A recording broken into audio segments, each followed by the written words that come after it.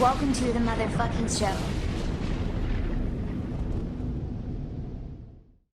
What's up, everybody? Welcome to the goddamn show. This right here is going to be another technical analysis indicator video. Today we're covering CCI, or Commodity Channel Index. It's basically the typical price minus the simple moving average divided by 0.015 times the mean deviation. So you don't have to know all that. I'm just telling you what it is. The CCI is a market indicator used to track market movements. It pretty much indicates buying or selling. It's kind of like RSI, but instead of showing a stock overbought or oversold, it's showing the movement of the underlying. So there's different strategies. I like to use daily candles and weekly candles. The more long-term, the better. Like I said, I have it on a 30-day time frame right here. You can change that to anything you want, but 30-day to 31 days typically. I want to be very clear, and this is why I don't use it too much. It's a lot better when there is when there's a strong trend. When a market turns choppy, it can send a lot of false signals. Okay, so like right here, it can send a lot of false signals. This isn't really the best example to use. SPY has been on a great uptrend, then sold. Now it's starting up. It's pretty. These are pretty solid. So it's not a great example, but it's not. I would not use it on choppy stocks, choppy indexes, things like that. I would stick to things that have a strong trend, and you just kind of want to see where you're at in that trend. Now let's get into the using CCI. So like I said, we're on the daily candle. Basically, you have a positive 100 and a negative 100 CCI. All right.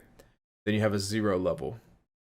There's really two things you want to watch for on both sides. Okay. You want to see it for a bullish sentiment in the stock. You want to see a cross above the negative 100 line. Okay. And then you want to see a cross above the zero line. I don't have the zero line here. I've used it on Thinkorswim. I guess CCI doesn't. I guess it doesn't let you use a zero line. But anyways, a zero line, that's pretty much, if you can cross both of those and cross the zero line, that's extremely bullish. All right. If it crosses the plus 100 side, that's when you need to start watching and make sure that it is safe up here. Okay, so it flirts with the plus 100. Okay, and now we're looking at maybe a top. Okay, I've talked about this with the people that I talk to. We're at a crucial point, and we could sell back off, and if we do, we will cross this positive 100 and drop back down. Same thing. If we hit the zero, keep going, it's even more bearish, right? And then once we get down here into the negatives, it's when we start wanting to look for a turnaround. So we would look for something like this. Okay, it's pretty simple. I can go into more detail, but I don't want to make the video too long. But like I said, when you have strong trends, that's when it is the best, at least in my opinion, to use. So back here in 2019, we had a we had a cross above the negative 100, and it stayed up here for over a year. So this is, and you can see the trend. So that's strong, right? It's but you want to look for these crosses, you want to look for these rejections like this.